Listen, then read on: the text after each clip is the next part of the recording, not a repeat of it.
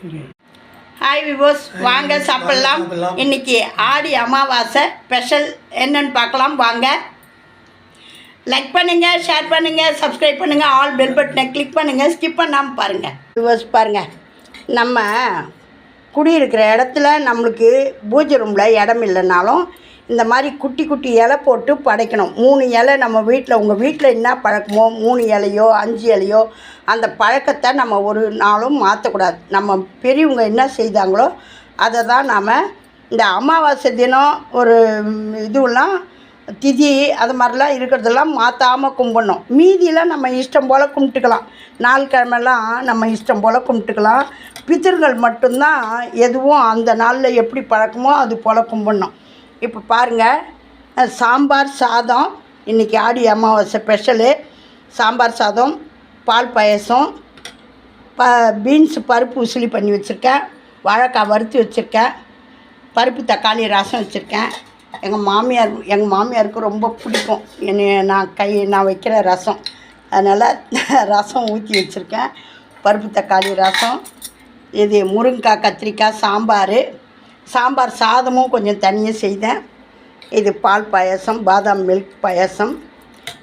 இது பீன்ஸ் பொரியல், பீன்ஸு பருப்பு உசிலி. இது எண்ணெய் போடுங்க, கடுகு போடுங்க, 2 பச்சை மிளகா கீனி போடுங்க. அதில் பீன்ஸை நல்லா வேக வச்சுட்டு இந்த தாளிப்பில் பீன்ஸ் எடுத்து கொட்டுங்க. பீன்ஸ் எடுத்து கொட்டி நல்லா தண்ணியெலாம் சுண்டி உப்பு திட்டமாக போட்டு வேர்க்கடலை காஞ்ச மிளகா வறுத்தது பொடி பண்ணி போட்டு ஒரு கலரி இறக்குங்க. சுவை அள்ளும் இருக்கும். இந்த சாம்பார் சாதம் நான் சிம்பிளாக செய்தேன். ஆடம்பரமாக ஊற்றி அதை இதை ஊற்றி செய்ய மாட்டேன். சாம்பார் தனியாக வச்சுக்கிட்டேன். சாதம் வச்சு எடுத்து சாம்பார் இதுக்குன்னு தனியாக எடுத்து சாம்பார் இந்த குண்டான்லேயே குக்கர்லேயே ஊற்றிட்டு சாதத்தை போட்டு நெய்யை ஊற்றி பெருங்காயம் போட்டு திருப்பி நல்லா ஒரு விசில் வச்சு குழையிட்டோம்னு இறக்கிட்டேன். நார்மலாக நம்ம வைக்கிற சாம்பார் தான். எக்ஸ்ட்ராவாக என்ன போடுறோம், பெருங்காயம் போடுறோம், நெய் போடுறோம். இதெல்லாம் போட்டோம்னா சூப்பராக இருக்கும். நம்ம கோயில் சாம்பார் சாதம் மாதிரியே இருக்கும். ஏன்னா எல்லாம் வச்சு கலரி அதுக்கப்புறம் செய்கிறது இதை மாதிரி ஈஸியாகவும் செய்யலாம். சாம்பார் வச்சுட்டு சாதத்தை தனியாக வடிச்சிட்டு சாம்பாரில் போட்டு நல்லா கொதிக்க வச்சு ஒரு விசில் வச்சு எடுத்துருங்க. சுவையான சாம்பார் சாதம் ரெடி.